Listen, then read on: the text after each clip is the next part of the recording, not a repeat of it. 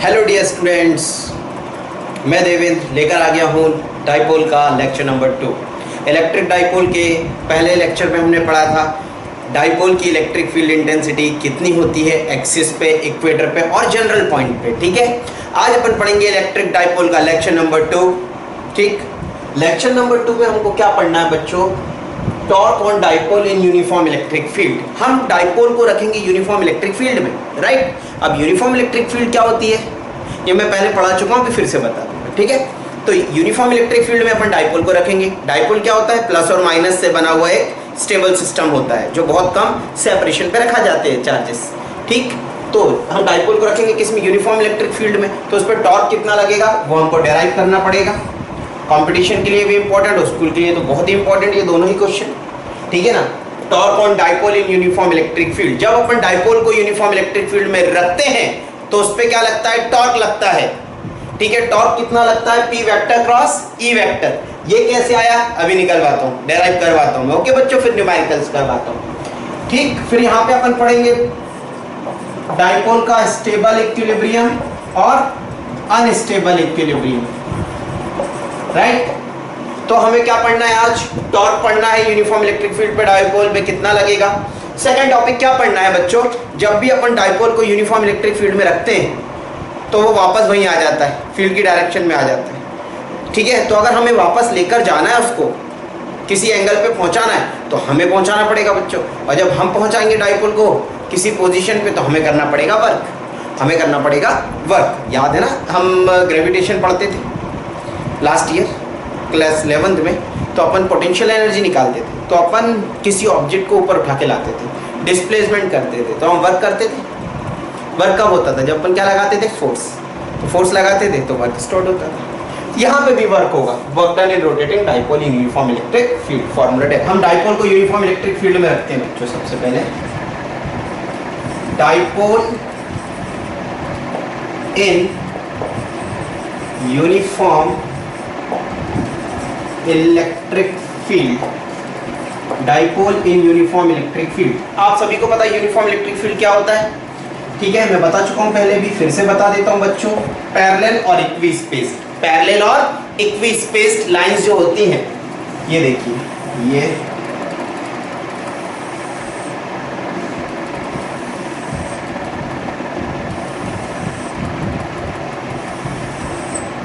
ये पैरेलल, ठीक है, पैरेलल है और इक्विस्पेस्ड है। स्पेस सबके बीच में क्या रहेगा? इक्वल रहेगा।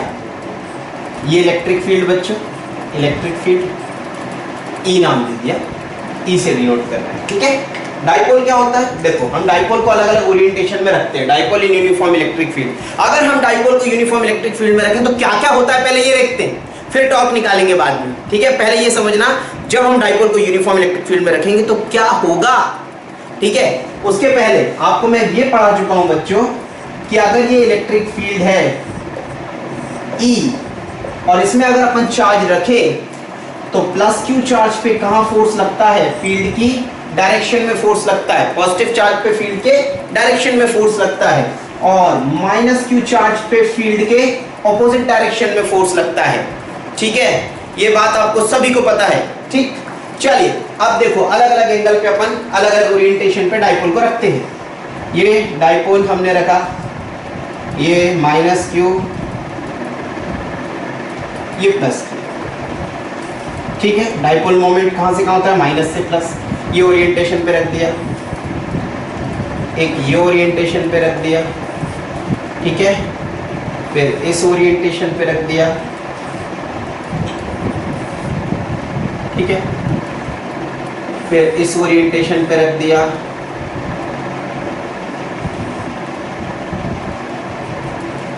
फिर इस ओरिएंटेशन पे रख दिया। ठीक है बच्चों, ओके। अब अपन देखते हैं फोर्स कैसा लग रहा है बच्चों, फोर्स। ठीक है बच्चों, अभी मैंने बताया था पॉजिटिव चार्ज पे फील्ड के डायरेक्शन में फोर्स लगता है और नेगेटिव पे अपोजिट डायरेक्शन में लगता है। देखो बच्चों, प्लस पे, प्लस क्यू पे इधर फोर्स लग रहा है, माइनस क्यू पे इधर फोर्स लग रहा है। तो जितना फोर्स इधर लग रहा है क्यू ई, उतना ही फोर्स इधर लग रहा है क्यू ई। तो नेट फोर्स क्या हो गया बच्चों? जीरो हो गया। नेट फोर्स क्या हो गया? जीरो हो गया। नेट फोर्स जीरो हो गया। क्यों? जितना फोर्स इधर की हुई उतना फोर्स इधर की हुई। फोर्स कितना लगता था? इलेक्ट्रोस्टैटिक फोर्स QE लगता था। तो इस पे भी फोर्स QE उधर हो गया, इस पे भी फोर्स QE इधर हो गया, तो इक्वल एंड अपोजिट फोर्स हो गए, तो नेट फोर्स क्या हो गया? 0।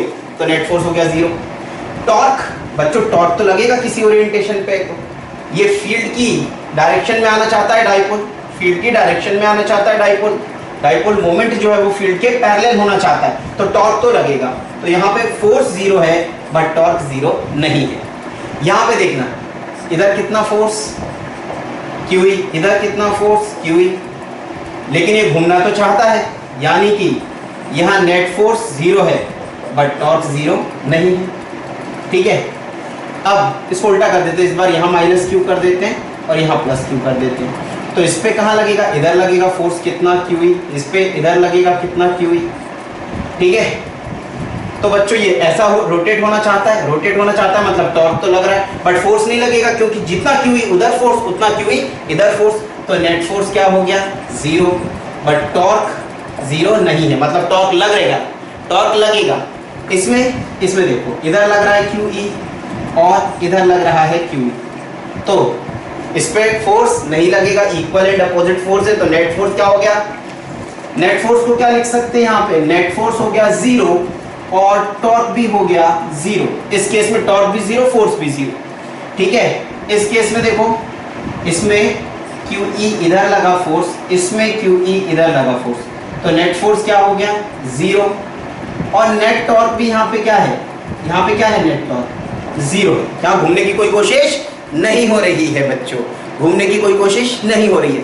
तो बच्चों यानी कि आपने एक बात नोटिस की होगी, फोर्स हर जगह हर ओरिएंटेशन में फोर्स क्या है? 0 है। डाइपोल को किसी भी ओरिएंटेशन में रख दो, डाइपोल को किसी भी ओरिएंटेशन में रख दो, नेट फोर्स क्या होता है? 0। लेकिन टॉर्क में आपने क्या देखा बच्चों? टॉर्क 0 हो भी सकता है, टॉर्क 0 हो भी सकता है और नहीं भी हो सकता है, टॉर्क 0 हो भी सकता है और नहीं भी हो सकता है, लेकिन फोर्स हमेशा 0 होगा, फोर्स हमेशा 0 होगा।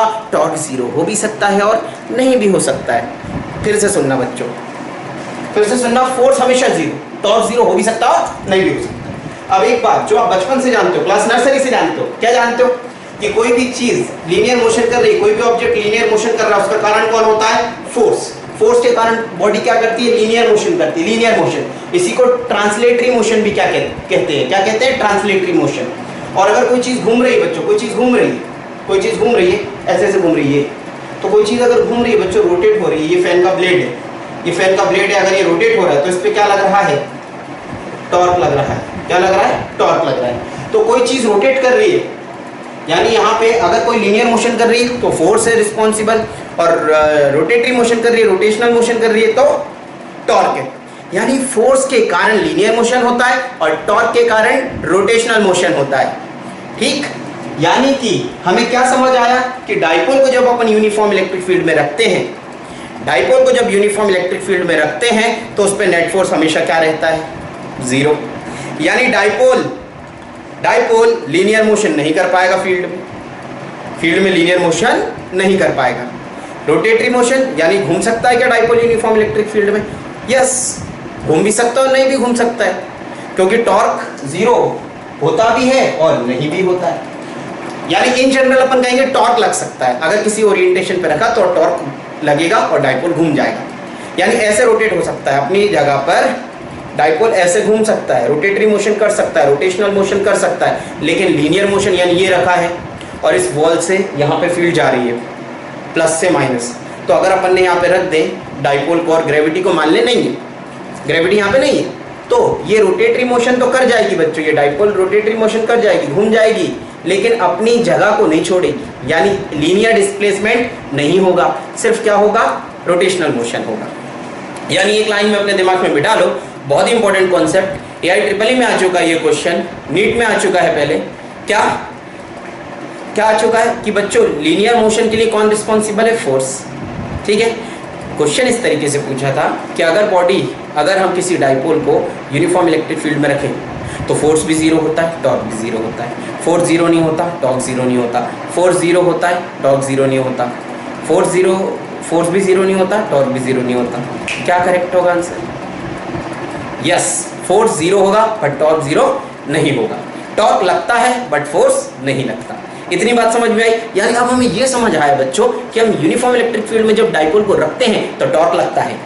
अब सवाल आता है कि लगता है तो कितना लगता है, उसका कोई फॉर्मूला होता होगा कितना लगता है, यानी घूमेगा तो घूमने में कोई चीज़ घूम रही है तो क्या लग रहा है, टॉर्क लग रहा है। तो सवाल ये कि टॉर्क कितना लगेगा, कितना लगेगा, वो टॉर्क हमको चाहिए, वो एग्जाम में पूछा जाएगा, वो कंपटीशन में भी यूज होगा वो फॉर्मूला, ठीक है। तो अब हमें निकालना है कि टॉर्क कितना लगता है। अभी हमारे दिमाग के खोखे में क्या बैठ गया है कि जब हम किसी डाइपोल को यूनिफॉर्म इलेक्ट्रिक फील्ड में रखते हैं तो उस पर क्या लगता है, टॉर्क। अब टॉर्क लगता कितना है वो अपन को निकालना है, ठीक है बच्चों। देखते जाओ, मैं निकालता हूं।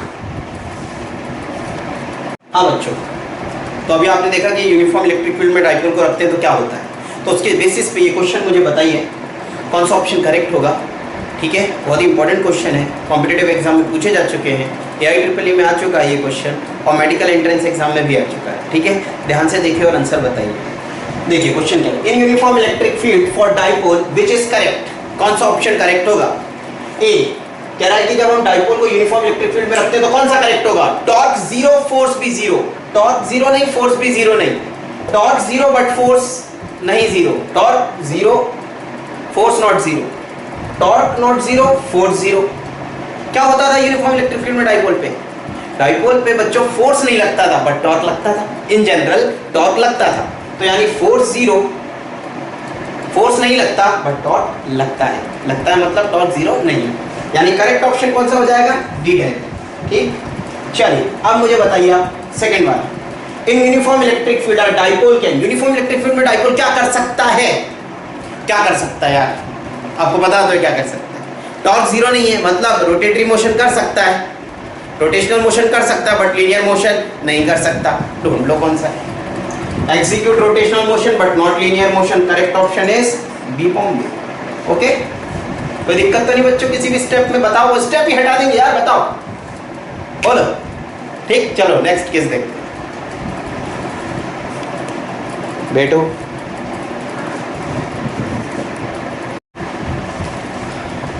हाँ बच्चों, अब हमें निकालना है torque on dipole in uniform electric field. अगर हम किसी डाइपोल को यूनिफॉर्म इलेक्ट्रिक फील्ड में रख दें तो उस पर टॉर्क लगेगा, वो हम सीख चुके हैं कि टॉर्क लगता है। अब कितना लगेगा ये हमको सीखना है, ठीक है। टॉर्क तो लगेगा।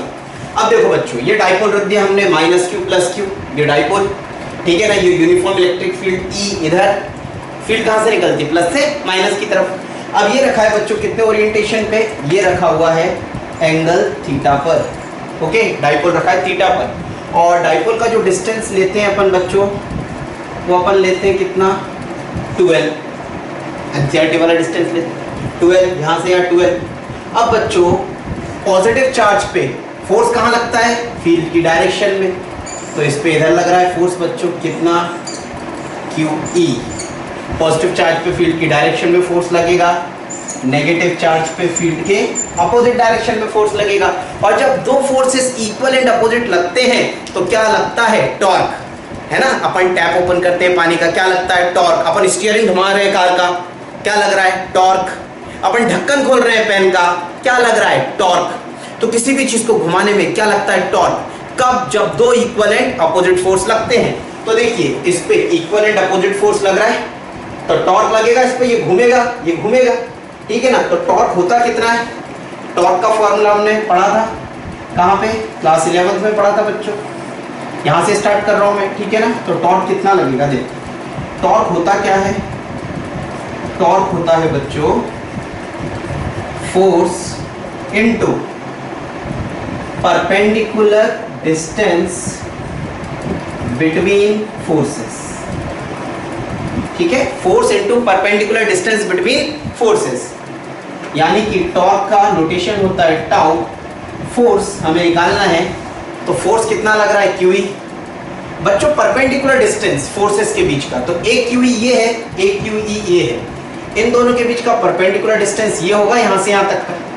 तो बच्चों ये 12 है, ये 12 है, तो ये वाला डिस्टेंस और ये वाला डिस्टेंस हम कैसे निकालें, ठीक है। ये कितना आ जाएगा ट्रिग्नोमेट्री से, ये वाला कितना आ जाएगा, ये 12 है, तो ये हो जाएगा 12 cos थीटा। ये वाला डिस्टेंस यहाँ से यहाँ तक, और ये वाला कितना हो जाएगा यहाँ से यहाँ तक बच्चों, ये कितना हो जाएगा, ये हो जाएगा यहाँ से यहाँ तक बच्चों 12 साइन थीटा, ये हो जाएगा 12 साइन थीटा। और ये वाला जो डिस्टेंस है यहाँ से यहाँ तक, ये वाला कितना हो गया 12 कॉस थीटा।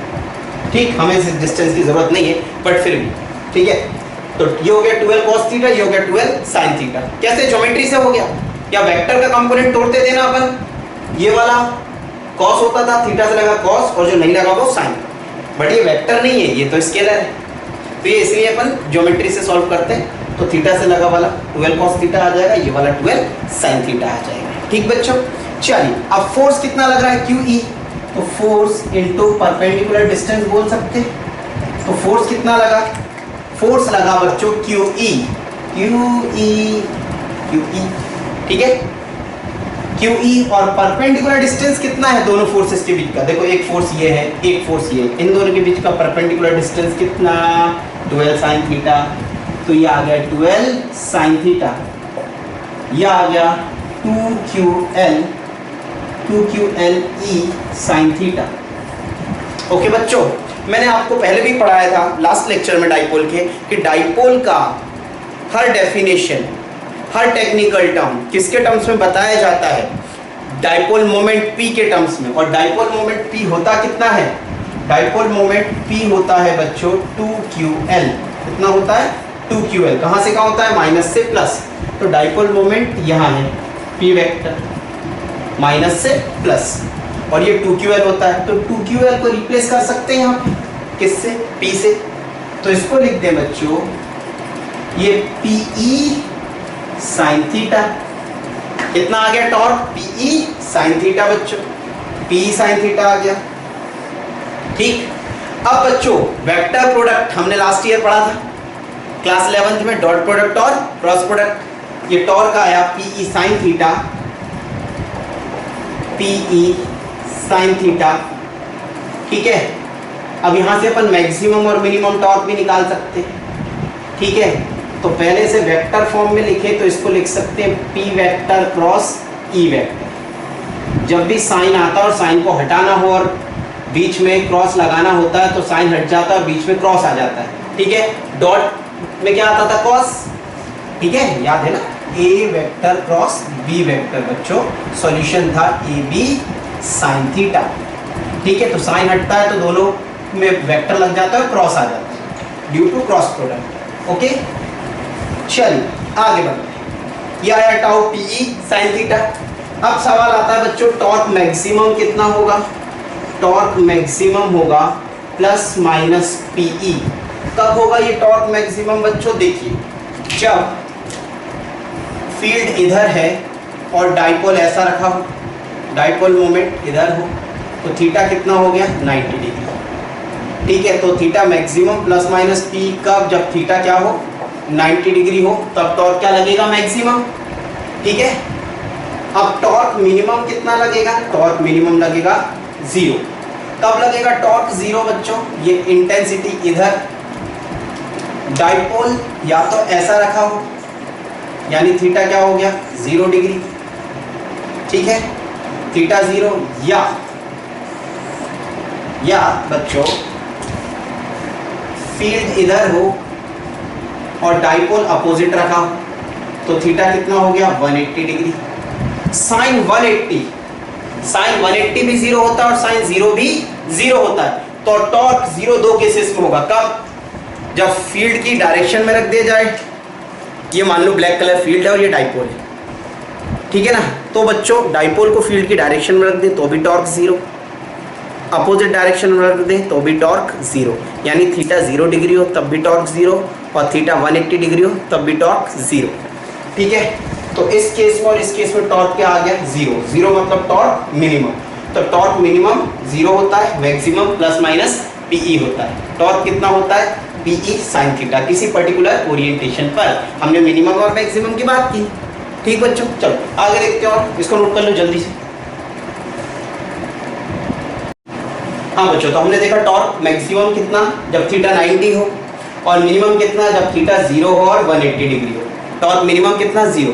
तो बच्चों अभी हमने ये देखा कि ये इलेक्ट्रिक फील्ड है, ओके। अगर डाइपोल इस ओरिएंटेशन में रखा होता है, ये डाइपोल मोमेंट है, यानी theta is equal to 0 degree, और अगर डाइपोल उल्टा रखा रहता है तो theta is equal to 180 degree. Okay, 0 degree पे भी टॉर्क 0 आ रहा है और 180 डिग्री पे भी टॉर्क 0 आ रहा है। क्यों? क्योंकि साइन 0 डिग्री और साइन 180 डिग्री क्या होता है? 0 होता है बच्चों। ओके, तो हमें क्या समझ आया बच्चों कि टॉर्क जो होता है वो 0 होता है 80 पे और 180 पे और 0 डिग्री पे। बच्चों टॉर्क 0 का मतलब क्या? टॉर्क 0 का मतलब होता है स्टेबल इक्विलिब्रियम। टॉर्क 0 का मतलब होता है इक्विलिब्रियम। टॉर्क 0 का मतलब होता है इक्विलिब्रियम में डाइपोल। किसमें है? इक्विलिब्रियम में। ठीक है ना। इक्विलिब्रियम भी दो टाइप के, एक स्टेबल और एक अनस्टेबल, एक और होता है न्यूट्रल। अभी स्टेबल और अनस्टेबल की जरूरत है बच्चों। स्टेबल और अनस्टेबल इक्विलिब्रियम, थीटा 0 पे टॉर्क 0, थीटा 180 पे टॉर्क 0, दोनों जगह 0। बच्चों स्टेबल इक्विलिब्रियम वो होता है अगर अपन डिस्टर्ब कर दो वापस वहीं आ जाए सिस्टम, डिस्टर्ब कर दे वापस वहीं आ जाए। ठीक है, जैसे स्प्रिंग है मेरे पास, स्प्रिंग ब्लॉक है, स्प्रिंग बधी है वॉल पे, मैंने खींचा ब्लॉक को और छोड़ दिया तो वापस वहीं चला जाएगा ना, ऑसिलेट करते हुए वापस वहीं रुक जाएगा। तो वो क्या है? Stable equilibrium. ठीक है। और अगर बच्चों मैंने इस तरीके से खींच रहा हूँ स्प्रिंग ब्लॉक सिस्टम को और कोई स्प्रिंग को काट दे सीधे से, कटा, अपन हमेशा के लिए चले गए, हैप्पी बर्थडे हो गया कि नहीं, उधर चले गए। तो बच्चों वो क्या है? Unstable equilibrium. अनस्टेबल मतलब डिस्टर्ब करने पे वापस ना आए भाई, देखो उस जगह पे जहां पे था वहां आए। तो अब अगर मैं इसको रोटेट करूं, देखो अगर मैं इसको रोटेट करूं, मान लो इस जगह पे आ गया, रोटेट कर दिया तो ये प्लस क्यू था, ये माइनस क्यू, तो इस पे इधर फोर्स लगेगा, इस पे इधर फोर्स लगेगा, इस पे टॉर्क लगेगा, यानी ये वापस इसी जगह पे आ जाएगा। यानी इक्विलिब्रियम तो है, ये इक्विलिब्रियम तो है, लेकिन कैसा है? स्टेबल है। कैसा है? Stable equilibrium. Stable equilibrium. Okay बच्चों, स्टेबल इक्विलिब्रियम। स्टेबल इक्विलिब्रियम क्यों? डिस्टर्ब करने पे वापस आ जाएगा। ये क्या है बच्चों? ये है अनस्टेबल इक्विलिब्रियम। Unstable equilibrium. अब आप कहोगे यार ये स्टेबल अनस्टेबल कंफ्यूज हो रहे हैं। कंफ्यूज होने का नहीं, देखो इसमें क्या होगा, ये फील्ड इधर है, ठीक है ना, इधर। अब डाइपोल ऐसा है, इधर रखा, यानी प्लस क्यू इधर है, माइनस क्यू इधर है। अब अगर अपन इसको रोटेट कर दें, रोटेट कर दिया इस तरीके से, तो ये क्या है? प्लस क्यू, और ये क्या है? Minus Q. अभी प्लस क्यू इधर था, माइनस क्यू, हमने ऐसा रोटेट किया तो ये तो इधर ही चला जाएगा। क्यों? क्योंकि क्यू ई इधर फोर्स लगेगा और क्यू ई इधर फोर्स लगेगा, यानी अपनी स्टेबल वाली पोजीशन पे ये वापस नहीं आएगा, जहां पे प्रीवियस था वहां पे नहीं आएगा वापस। इक्विलिब्रियम तो है ये भी और ये भी, बट इसमें डिस्टर्ब करने पे वापस नहीं आता और इसमें डिस्टर्ब करने पे वापस आ जाता है। तो इसीलिए ये क्या है? अनस्टेबल इक्विलिब्रियम, और ये क्या है? Stable equilibrium. Okay, I hope सभी को समझ आ गया होगा। किसी भी स्टेप में कोई भी दिक्कत हो बताओ, वो स्टेप ही हटा देंगे अपन बच्चों, गायब कर देंगे हमेशा के लिए। देखो ठीक है, तो बच्चों ये स्टेबल इक्विलिब्रियम और ये अनस्टेबल इक्विलिब्रियम। तो अब दिमाग में बैठ जाना चाहिए कि स्टेबल इक्विलिब्रियम कब होता है? जब theta is equal to 0 degree होता है। तो ये स्टेबल है और थीटा 180 का मतलब अनस्टेबल। आगे न्यूमेरिकल्स आएंगे, वो कहेगा स्टेबल से अनस्टेबल इक्विलिब्रियम पे ले गए, डाइपोल को स्टेबल से अनस्टेबल पे ले गए। स्टेबल मतलब 0 डिग्री से ले गए, अनस्टेबल पे ले गए मतलब कहां ले गए? 180 डिग्री पे ले गए। ओके बच्चों, ओके ठीक, चलो आगे चलते हैं।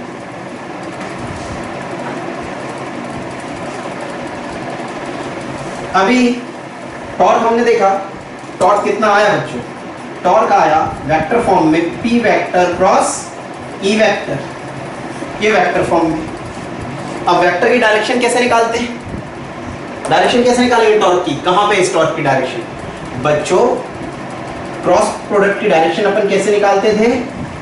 जैसे ये ए है, ए वेक्टर है और ये बी वेक्टर है, दोनों किसी एंगल थीटा पे, तो राइट हैंड थंब रूल लगाते थे। Right hand thumb rule, right hand thumb rule क्या कहता था? राइट बेटा लेफ्ट नहीं निकालते, सबके राइट निकलने चाहिए। ये राइट हैंड के पाम को ए पे रख दो, ये रख दिया ए पे, ठीक है ना। और ए से ए को घुमाओ बी के साइड, ए को घुमाओ बी के साइड छोटे एंगल से, बड़े एंगल से नहीं, बड़े से ये हाथी गिर जाएगा, ठीक है ना, नहीं होगा। ए से बी के साइड छोटे एंगल से, जब ए से बी के साइड छोटे एंगल से घुमाएंगे तो थंब कहां रहा है? बाहर। तो डायरेक्शन क्या हो गई? ए क्रॉस बी की, ए वेक्टर क्रॉस बी वेक्टर की डायरेक्शन क्या हो गई? आउटवर्ड, ठीक है ना। हमें डायरेक्शन निकालनी ए क्रॉस बी की, कहां होगी? तो ए को बी के साइड घुमा दो तो ए क्रॉस बी बाहर आ गया। अब एक बच्चा पूछता है सर बी क्रॉस ए की पूछते तो तो क्या होता, बी क्रॉस ए निकाल लेते हैं हम। अब बी को किसके साइड घुमाएंगे, ए के साइड, छोटे एंगल से। तो एक बच्चा दिमाग लगाता है, ए को बी के साइड घुमाया, बी को ए की साइड आ गया भैया, नहीं, ए को बी की साइड घुमाया आउटवर्ड, बी को ए के साइड छोटे एंगल से घुमाना है, तो ऐसे नहीं घूमेगा, अब अंदर जाके घूमेगा, अंदर, ये बोर्ड के अंदर चला गया मेरा, इमेजिन करो बोर्ड के अंदर ये बी है, ये बी, और रोटेट किया बी को ए के साइड, तो थंब कहाँ गया, इनवर्ड। इस मार्कर्स के थ्रू समझना बच्चों, देखो ये ए, ये बी, ए क्रॉस बी चाहिए तो ए को बी के साइड घुमा दो, ये आ गया आपकी तरफ डायरेक्शन थंब की। बी क्रॉस ए चाहिए तो अब यहाँ से नहीं घूमेगा, हाथ गिर जाएगा भाई, यहाँ से नहीं घूमेगा। अब इधर आप बोर्ड के पीछे आ गए, ये बी है, बी क्रॉस ए इनवर्ड, यानी ए क्रॉस बी बाहर, बी क्रॉस ए अंदर।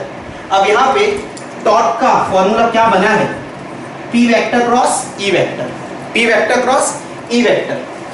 तो पी को किसके साइड घुमाना है, ई के साइड, तो ये रहा पी बच्चों, यहाँ है पी वेक्टर और ये है ई वेक्टर और ये है थीटा। तो पी को ई के साइड घुमाना है, ऐसे मत घुमा देना, पीछे जाओ, पी क्रॉस पी, ये रहा ई के साइड घुमाओ इनवर्ड, यानी कि direction in above diagram is inward. किसका किसका डायरेक्शन, टॉर्क का, torque direction in above diagram is inward. Torque की डायरेक्शन क्या रहेगी, इनवर्ड रहेगी, अंदर की तरफ रहेगी। ठीक है बच्चों, डायरेक्शन समझ आया सभी को। अब यहाँ क्रॉस प्रोडक्ट आया है वेक्टर का, वेक्टर का क्रॉस प्रोडक्ट हमको पता होना चाहिए, ठीक है, पता होना चाहिए, नहीं पता बता देता हूँ मैं, वो ये लिख लिया था सभी ने, ठीक है। देखो छोटी छोटी मगर मोटी बात, ये सब 11th में है, जिसको आता हो आगे बढ़ा दो, नहीं आता सीख लो, ठीक है। 22 मिनट ध्यान से देखें, आता है तो भी दोबारा देखें। देखो बच्चों, I cross I, J cross J and K cross के।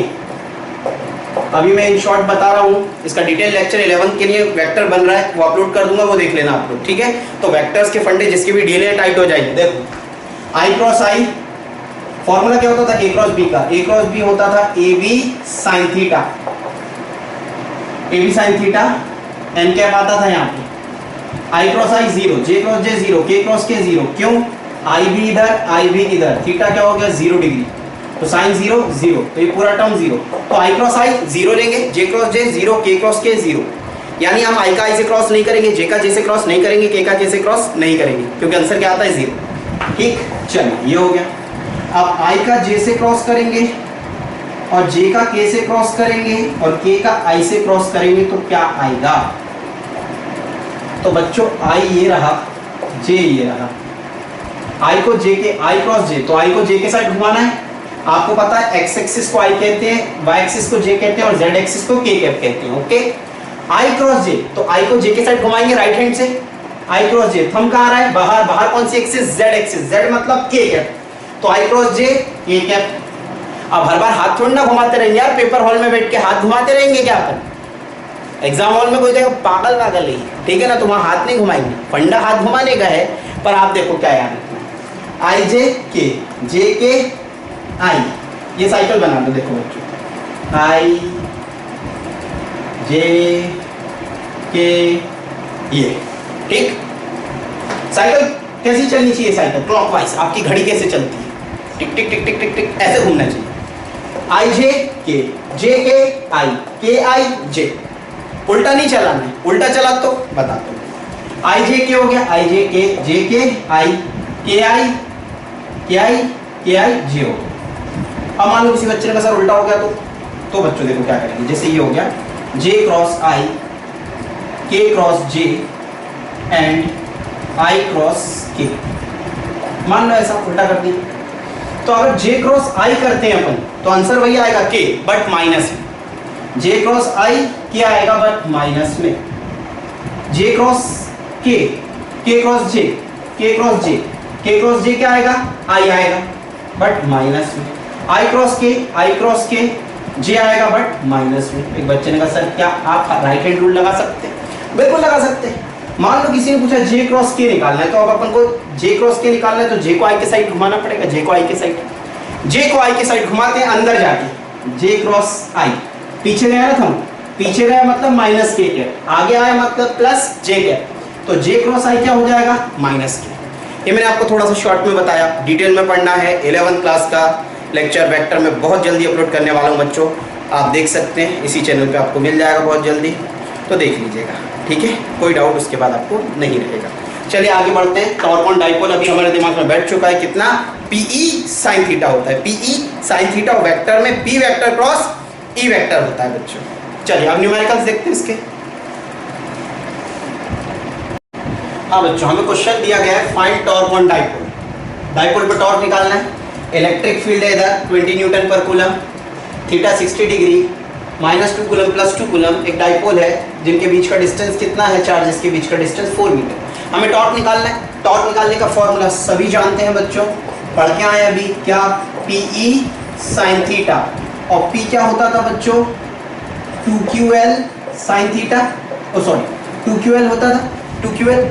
अब 2QL, ये 2L क्या होता है distance between minus and plus Q charge, तो ये 12 की जगह अपन क्या लेंगे 4 मीटर, और चार्ज क्या है 2 कूलम, तो 12 की जगह अपन ले लें कितना, 12 की जगह 4 और ये 2, तो 2 × 4, तो डाइपोल मोमेंट कितना आ गया बच्चों, डाइपोल मोमेंट आ गया 8। ओके बच्चों 8 आ गया। अब टाउ क्या पीई साइन थीटा था, पी की जगह रख दिया 8, ई की जगह रख दिया 20, और थीटा की जगह sine theta sine 60, sine 60। Okay 8 2 16, 160, sine 60 √3/2, ठीक है, ये आ गया 80, तो आंसर आ गया 80 √3। और टॉर्क का यूनिट तो बचपन से पढ़ते आ रहे हैं, बचपन का मतलब क्लास 11 न्यूटन मीटर। कोई बच्चा पूछे क्यों सर, तो फोर्स इनटू परपेंडिकुलर डिस्टेंस था, फोर्स का यूनिट न्यूटन और डिस्टेंस का मीटर, तो टॉर्क का यूनिट क्या होगा न्यूटन मीटर होगा। ओके बच्चों, अगला क्वेश्चन देखिए। नेक्स्ट क्वेश्चन में उसने पूछा कि किस एंगल पे, किस ओरिएंटेशन पे टॉर्क जो हो, किस ओरिएंटेशन पे टॉर्क जो हो बच्चों वो मैक्सिमम का हाफ हो जाए, ठीक है, टॉर्क जो हो वो मैक्सिमम का हाफ हो जाए, टॉर्क जो हो मैक्सिमम टॉर्क का हाफ हो जाए। किस ओरिएंटेशन पे टॉर्क जो लगे वो मैक्सिमम टॉर्क का आधा लगे, किस एंगल पे ऐसा होगा, सवाल ये। तो अपन बच्चों torque is equals to torque maximum by 2 लिखा है हमने, सॉल्यूशन। तो टॉर्क का फॉर्मूला क्या होता है पीई साइन थीटा, और मैक्सिमम टॉर्क कितना लगता था, याद करो लेक्चर में जब टॉर्क पढ़ा रहा था मैं भी, तो मैंने आपको डेराइव करवाया था टॉर्क मैक्सिमम होता है ± पीई, ठीक है, थीटा 90 पे, तो मैक्सिमम टॉर्क कितना लेंगे पीई, ये आ गया पीई डिवाइड बाय 2। किस ओरिएंटेशन पे टॉर्क जो हो मैक्सिमम का हाफ हो, तो हमने टॉर्क लिखा मैक्सिमम का हाफ कब हो, ये गिवन है, टॉर्क होता है पीई साइन थीटा, पी से P E cancel, sine theta is equals to 1/2, तो sine theta is equals to 1/2 कब होगा साइन 30 डिग्री पर, साइन से साइन कैंसिल होता नहीं है, इनवर्स लेते हैं, तो थीटा यहाँ पे कितना आ गया बच्चों 30 डिग्री, और इसी को लिख सकते हैं π/6। इस ओरिएंटेशन पे टॉर्क मैक्सिमम का हाफ हो जाएगा, ठीक है बच्चों। हाँ बच्चों, ये थर्ड क्वेश्चन, ये क्वेश्चन आपको सॉल्व करना है, प्रीवियस क्वेश्चन जैसा ही है। एंगल कितना होगा आप भेजिएगा, नीचे कमेंट कर दीजिएगा, ओके बच्चों, या मेरे कॉन्टेक्ट नंबर पे मुझे व्हाट्सएप कर दीजिएगा। चलिए question number 4 based on vectors, ठीक है, अभी मैंने आई कैप जे कैप के बारे में आपको बताया था, क्रॉस प्रोडक्ट के बारे में, ठीक है। चलो टॉर्क निकालना है, मैंने आपसे कहा था आई का आई से क्रॉस क्या होता है 0, आई का आई से क्रॉस 0, जे क्रॉस जे 0, के क्रॉस के 0, खुद का खुद से क्रॉस नहीं होता, आई क्रॉस जे के, जे क्रॉस के आई, के क्रॉस आई जे, ठीक है ना, और अगर उल्टा कर दे तो माइनस में आ जाता है। चलो फर्स्ट क्वेश्चन सॉल्व करते हैं, देखो टॉर्क निकालना है हर केस में, तो tau vector is equal to P vector cross E vector, unit की बात करें तो ये न्यूटन पर कूलम होगा, और ये क्या हो जाएगा QL कूलम मीटर, इनके यूनिट सभी में, ठीक है। तो P क्रॉस E यानी ये आ जाएगा 4i cap cross 2i cap, तो i cap cross i cap 0, तो पहला वाला आंसर क्या हो गया 0 हो गया बच्चों, क्योंकि i क्रॉस i क्या होता है 0। सेकंड P क्रॉस E करना है, फिर से P क्रॉस E लगेगा बच्चों, 2i क्रॉस 4j कैप, पहले नंबर का मल्टीप्लाई करो, 4 2 जा 8, i cross j k cap आ गया, तो टॉर्क निकला है बच्चों, tau vector 8k cap. Third क्या, p वेक्टर कितना दिया गया है, 2i cap plus 3j cap, तो टॉर्क निकालेंगे बच्चों, तो 2i cap plus 3j cap cross 4i cap plus 8j cap. अब i का i से क्रॉस नहीं करेंगे तो i का किससे करेंगे, j से, 2 8 जा 16, i cross j k cap. अब j का j से नहीं करेंगे तो j का i से करेंगे बच्चों, पहले नंबर का करो, 3 4 जा 12, j क्रॉस i याद है ना, i j k, साइकिल ऐसे चलना चाहिए, उल्टी चलेंगे तो माइनस में आएगा, j क्रॉस i पीछे चलेगा ना, उल्टा चलेगा ना, आएगा तो k ही, बट माइनस में, तो माइनस k। ओके बच्चों, यानी 16k cap plus minus 12k cap, तो आंसर कितना आ गया बच्चों, ये 4k कैप, ये निकला है टॉर्क वेक्टर फॉर्म।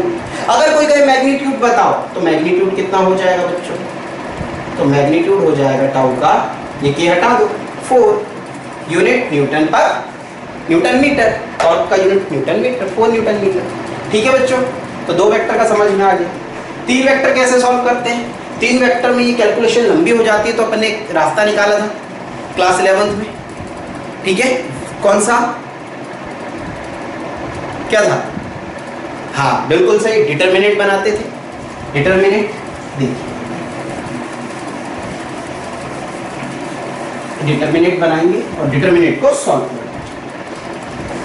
देखो 4th वाला, टाउ वेक्टर हो जाएगा p vector cross e vector, तो tau is equals to p vector cross e vector is equals to determinant i cap j cap k cap. Order change मत करना, answer गलत आ जाएगा, नहीं तो पहले p आता है तो p के कोएफिशिएंट पहले, i का कोएफिशिएंट 3, j का 4, ये 2, फिर ये 2 2 माइनस 3, अब टॉर्क निकालेंगे बच्चों, i j k के टर्म्स में आंसर आएगा। जब i का कोएफिशिएंट निकालेंगे तो i को छुपा लो और क्रॉस मल्टीप्लाई कर दो, इसका इससे माइनस इसका इससे, तो 4 3 जा 4 इंटू माइनस 3 माइनस 12, माइनस लगाते हैं यहाँ पे, फिर अच्छा ये प्लस में रहता है, ये माइनस में, ये प्लस में, ठीक है, सॉल्व करते टाइम, फिर जो भी साइन आए नंबर्स के ये फॉलो करते हैं। अब देखते i का कोएफिशिएंट चाहिए हमें, i को हाइड कर लो, 4 इंटू माइनस 3 माइनस 12, माइनस फॉर्मूले में अंदर आता ही है क्रॉस प्रोडक्ट में, 2 2 जा 4, ये रहा, फिर माइनस j कैप, ये हमें लगाना पड़ता है, j को छुपा लो, अब j को छुपा लोगे ना, j को, अब इसका इससे करना है, 3 into minus 3 minus 9, 3 into minus 3 minus 9, 2 2 जा 4 माइनस 4, प्लस k कैप को प्लस ही लेना है, k को हाइड कर लो, 3 2 जा 6 माइनस 4 2 जा 8, ओके।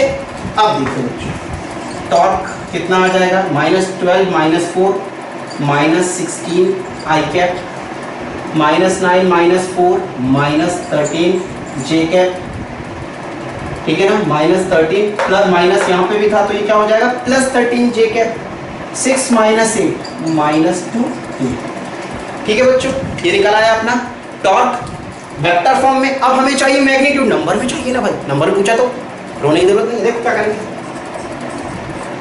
ये रूट लगाया और सबके कोएफिशिएंट का स्क्वायर कर देते हैं, 16 square plus 13 square plus 2 square, जो भी सॉल्व करने पे आंसर आएगा वो आंसर आपका टॉर्क का मैग्नीट्यूड का हो जाएगा। ओके बच्चों, इतना तो आप सॉल्व कर ही लोगे। अच्छा, कई बच्चे कहते हैं सर ये माइनस क्यों नहीं लगा, अरे स्क्वायर करने पे माइनस का इंतकाल हो जाता है, इसलिए माइनस को यहाँ से हटा दिया, ठीक है। अब बच्चों नेक्स्ट बहुत important topic, work done in rotating dipole. अभी आपको पता है कि अगर अपन फ्री छोड़ दें डाइपोल को यूनिफॉर्म इलेक्ट्रिक फील्ड में किसी ओरिएंटेशन में, तो वो इस तरीके से मूव करके वापस आ जाता है अपनी जगह, 0 डिग्री पे आ जाता है टू अटेन इक्विलिब्रियम, ठीक है, स्टेबल इक्विलिब्रियम अटेन करने के लिए। कितना लगता था टॉर्क, PE sin थीटा, तो बच्चों खुद तो आ गया खुद आ गया स्टेबल इक्विलिब्रियम पोजीशन। अब अगर अपन चाहते हैं किसी ओरिएंटेशन पे पहुंचा दें, इसको पहुंचा दें, तो हमें क्या करना पड़ेगा, वर्क डन करना पड़ेगा। और डिस्प्लेसमेंट कौन सा है, एंगुलर है, एंगुलर, फैन जैसे घूम रहा है ये, तो एंगुलर डिस्प्लेसमेंट। जब अपन ग्रेविटेशनल पोटेंशियल एनर्जी स्टोर करते थे मास में, तो अपन वहां कौन सा डिस्प्लेसमेंट करते थे, लीनियर डिस्प्लेसमेंट, ठीक है। तो यहाँ पे कौन सा करना पड़ेगा, एंगुलर। तो बच्चों देखो, ये है यूनिफॉर्म इलेक्ट्रिक फील्ड ई, ये है यूनिफॉर्म इलेक्ट्रिक फील्ड ई, ठीक है, ई वेक्टर है यूनिफॉर्म इलेक्ट्रिक फील्ड ई। अब ये डाइपोल है, किस ओरिएंटेशन पे रखा है डाइपोल, θ1। इसको रोटेट करके बच्चों, इसको रोटेट करके दूसरे ओरिएंटेशन पे ले जाना है, या रोटेट करके इसको यहाँ पे था, ये इसकी इनिशियल ओरिएंटेशन थी, वो एंगल कितना था, θ1 था। इसको घुमा के आप कहाँ ले गए, इसको घुमा के आप ले गए दूसरी ओरिएंटेशन पे बच्चों, कितने ओरिएंटेशन पे ले गए, θ2 पर ले गए।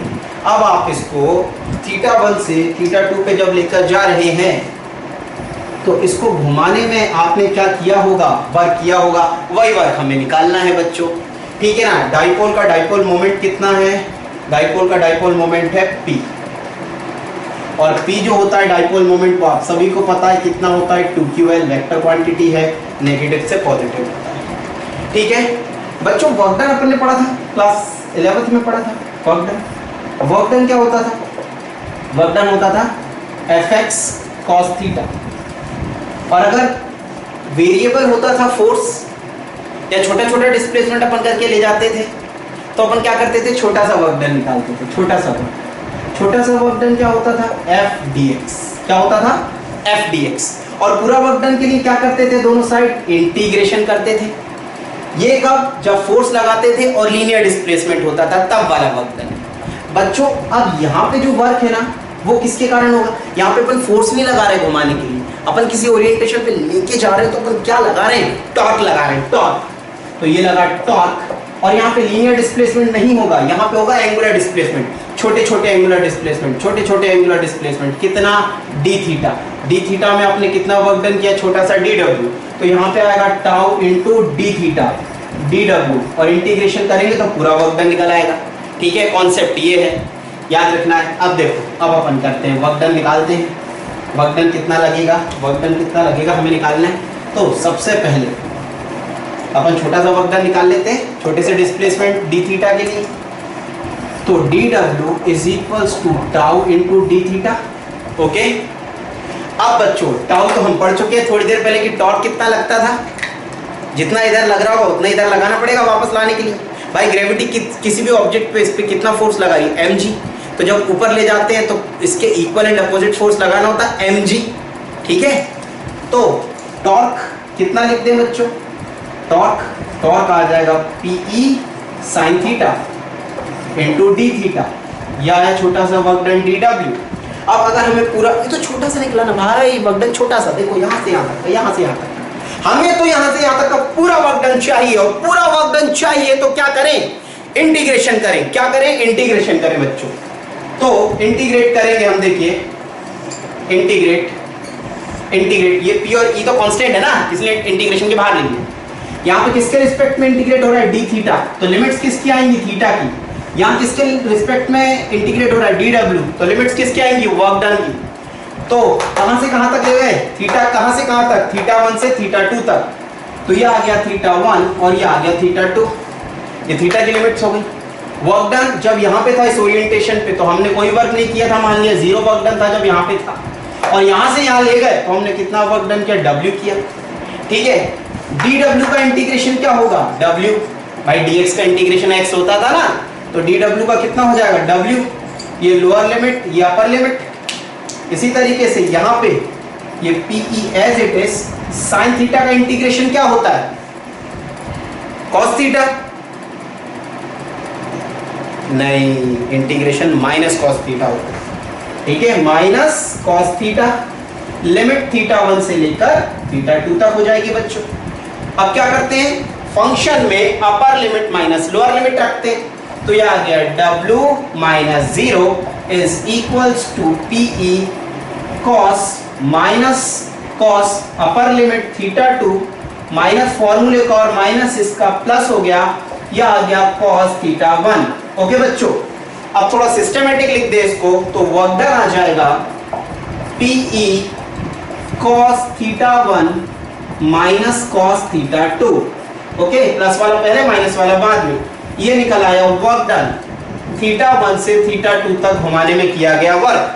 अब स्कूल में जो केसेस आते हैं कई बार वो क्या कहते हैं, किसी एंगल थीटा तक रोटेट करने में कितना वर्क लगा, वो डेरिवेशन करिए किसी एंगल थीटा तक। तो वो इनिशियल एंगल क्या मान रहा है, जीरो मान रहा है, जीरो। और किसी एंगल मतलब कोई एंगल क्या बोल रहा है, वो थीटा बोल रहा है। यानी वो कह रहा है कि 0 डिग्री से थीटा डिग्री तक ले जाने में आपने कितना वर्क किया। तो थीटा 1 क्या हो गया 0 डिग्री और थीटा 2 क्या हो गया थीटा। तो थीटा 1 की जगह लिख दो बच्चों 0 डिग्री और थीटा 2 की जगह लिख दो थीटा। तो ये हो जाएगा वर्क डन 0 से थीटा तक का PE cos 0 minus cos theta. तो ये आ जाएगा work done PE cos 0 is 1 minus cos theta. ठीक है, ये फॉर्मूला लिप्स पे बिठा लो, वर्क डन के लिए बहुत ही इंपॉर्टेंट है। किसी ओरिएंटेशन से किसी ओरिएंटेशन तक ले जाने में वर्क डन इतना करना होता है। स्कूल में जो आता है डेरिवेशन के लिए वो 0 डिग्री से होता है, तो ये आ जाता है PE 1 माइनस cos थीटा। तो बच्चों दिमाग में बिठा लो, क्या बना formula, PE cos theta 1 minus cos theta 2। कोई दिक्कत हो फिर से देखो अच्छे से रिवर्स करके, किसी भी स्टेप में कोई भी दिक्कत हो तो स्टेप हटा देंगे यार, ठीक है, डरने की जरूरत नहीं। ठीक, तो इस तरीके से बच्चों डेरिवेशन हो गया किसका, वर्क डन का। Work done in rotating dipole from theta 1 to theta 2। ठीक बच्चों, देख लीजिए, नोट कर लीजिए, इंपॉर्टेंट। हाँ जी, work done, find work done in rotating dipole from 0 degree to 60 degree. 0 degree से 60 डिग्री तक कितना वर्क डन करना होगा, कुछ नहीं बोला है, मतलब डाइपोल मोमेंट P और इलेक्ट्रिक फील्ड E है। ठीक है, ये दिया जाएगा आपको प्रॉब्लम्स में। तो वर्क डन कितना हो जाएगा बच्चों 0 से 60 डिग्री तक, ये हो जाएगा PE cos theta 1 minus cos theta 2 था फॉर्मूला। ठीक है, तो ये हो जाएगा बच्चों PE cos 0 minus cos 60 degree. तो बच्चों ये हो गया PE cos 0 इज 1 cos 60 1/2। तो ये आ गया PE/2 0 से 60 डिग्री तक। ठीक है, अब कई बार बोर्ड में कैसा पूछता है, find work done in rotating dipole from stable to unstable equilibrium.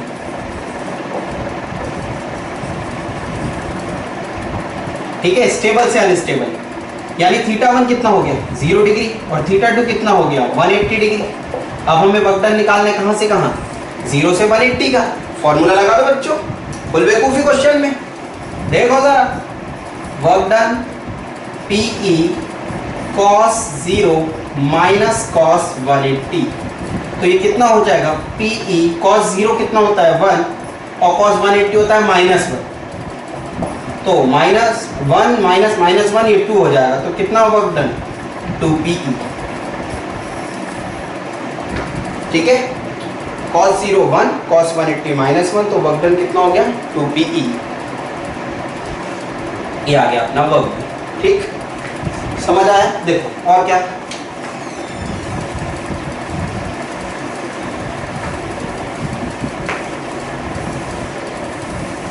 Question number 3। Question number 3 उसने बोला कि 0 डिग्री से 60 डिग्री तक रोटेट करने में अगर वर्क डन लग रहा है बच्चों W, कितना 0 से 60 तक W है, तो 60 डिग्री से 120 डिग्री तक का वर्क डन कितना होगा। मान लो W डैश बोल दिया, तो वो W डैश हमें बताना है W के टर्म्स में कितना आएगा। तो कई बार बच्चे क्या बोल देते हैं, अरे सर बहुत ही सिंपल है ना, 0 से 60 डिग्री W, तो 60 से 120 फिर से 60 रोटेट करना है ना, वो भी W होगा ना भाई। 0 से 60 डिग्री में W वर्क डन किया, तो अगले 60 में भी W करना पड़ेगा, ये सोचने में आता है, बट आंसर W नहीं होगा। पता है क्यों, टॉर्क लग रहा है ना, फोर्स लगता है मतलब एसिलरेशन है, और एसिलरेशन है मतलब नॉन यूनिफॉर्म मोशन है। यहाँ पे टॉर्क लग रहा है, टॉर्क लग रहा है मतलब अलग अलग होगा वर्क, वेरिएबल है ना बच्चों, टॉर्क अलग अलग इंस्टेंट पे अलग अलग आएगा, तो यहाँ पे वेरिएबल है वर्क वेरिएबल है, ठीक है ना, अलग अलग एंगल पे अलग अलग वर्क होगा। देखो क्या, तो आप क्या करो, W1 W2 बोल दिया हमने, W1 कहाँ से कहाँ तक, 0 डिग्री से 60 डिग्री तक W1, ठीक है, W1 और 60 से 120 का W2, ऊपर आएगा PE cos 60 degree, sorry cos 0 minus cos 60। Compare करने के लिए क्या करते हैं बच्चों, कंपेयर करना है, कंपेयर के लिए हमेशा डिवाइड करते हैं, कंपैरिजन के लिए डिवाइड करते हैं। नीचे क्या आ जाएगा, डाइपोल मोमेंट वही रहेगा, इलेक्ट्रिक फील्ड वही रहेगी, मैं लिख नहीं रहा हूँ प्योरी गिवन दिया जाएगा प्रॉब्लम, ठीक है ना, डरने की बात नहीं। कहाँ से कहाँ, 60 से 120, तो cos 60 माइनस cos 120, ओके। अब जो 0 to 60 वर्क डन था उसको अपन ने W बोला था, और 60 से 120 को अपन W डैश बोल देते हैं, तो W डैश अपन को इन टर्म्स ऑफ W चाहिए, P से P कैंसिल, ये W और ये W डैश, ठीक है, यहाँ का वर्क डन था W, यहाँ का वर्क डन था W डैश, cos 0 1, cos 60 1/2, अरे बोलो भाई 1/2, cos 60 1/2 minus cos 120 minus 1/2, 1/2 plus 1/2, minus minus plus होता है ना भैया, माइनस माइनस प्लस, तो आ गया 1, तो W upon W dash is equals to 1 minus 1/2 is आधा, हाफ अपॉन 1, तो W upon W dash is 1/2, तो W dash is equals to 2W। यानी कि पहले 60 डिग्री तक अगर आपने वर्क डन W किया, तो 60 से 120 मतलब नेक्स्ट 120 के लिए आपको जो वर्क डन करना पड़ेगा वो 2W करना पड़ेगा। कई बार बच्चे क्या सोचते हैं, पहले 60 में भी W तो अगले 60 में भी W, बट आंसर गलत हो जाएगा और वो ऑप्शन में प्रेजेंट भी रहेगा, इसीलिए ध्यान रखिए इस बात का, ठीक है बच्चों। चलो अगला क्वेश्चन देखते हैं।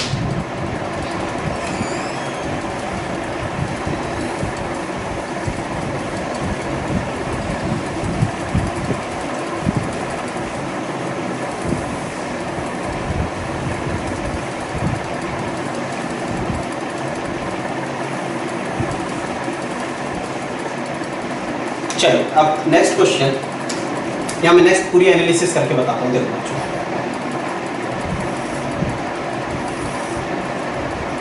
ये 0 डिग्री, ये 90 डिग्री, ये 180 डिग्री, ये 270 डिग्री और ये 360 डिग्री, ओके। अब डाइपोल को अगर 0 से 90 डिग्री घुमाया जाए तो वर्क डन कितना होगा, 0 से 90 डिग्री तक का वर्क डन, ये होगा PE cos 0 माइनस cos 90, तो ये आ जाएगा बच्चों, cos 0 इज 1, cos 90 इज 0, तो ये आ गया प्लस PE, कितना आ गया प्लस PE, यानी कि यहाँ से यहाँ तक रोटेट करने में वर्क डन कितना आया, प्लस PE, ओके बच्चों। अब अगर अपन 90 से 180 घुमाते हैं तो वर्क डन कितना आएगा, 90 to 180, तो ये आएगा PE cos 90 minus cos 180, cos 90 0, cos 180 minus 1, minus minus plus 1, तो ये आंसर फाइनली आ जाएगा प्लस PE, यानी 90 से 180 का भी कितना आया, प्लस PE आ गया, ठीक है। 180 से 270 का जब आप निकालेंगे वर्क डन, 180 to 270, तो ये सॉल्व करने पे आएगा माइनस PE, और इधर भी निकालेंगे जब 270 से 360 डिग्री, तो ये भी आएगा कितना, माइनस PE। तो बच्चों हम कह सकते हैं 0 से 90 प्लस PE, 90 से 180 प्लस PE, 180 से 270 माइनस PE, 270 से 360 माइनस PE। अगर कोई कहे कि 0 से 180, 0 डिग्री से 180, तो कितना, प्लस PE 2PE। अगर कोई कहे कि 180 से 360, तो आप क्या कहोगे, माइनस 2PE।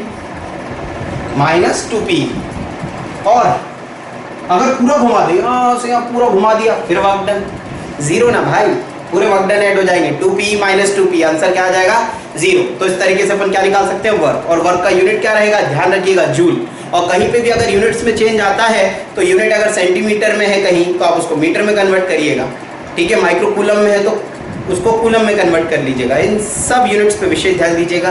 मैं शीट इसमें लगा दूंगा न्यूमेरिकल्स की, आप सॉल्व करिएगा। आप सॉल्व करेंगे, ऐप डाउनलोड कर लीजिएगा, आपको ऐप पे और शीट मिलेंगे, शीट के साथ सोल्यूशन मिलेगा। आरडी क्लासेस का ऐप डाउनलोड कर लीजिएगा तो आपको बहुत सारा मटेरियल भी आपको वहाँ पे मिल जाएगा, ठीक है बच्चों। और जो भी यहाँ पे क्वेश्चन आता है उसका सॉल्यूशन यहाँ पे इमेज के फॉर्म में देना थोड़ा सा मुश्किल हो जाता है, ठीक है, कमेंट्स में। तो आप यूट्यूब पे मैं उतना आंसर नहीं दे पाऊँगा, ऐप डाउनलोड कर लीजिए आरडी क्लासेस का, वहाँ पे आपको हर क्वेश्चन का सॉल्यूशन अवेलेबल रहेगा, ठीक है बच्चों। चलो नेक्स्ट।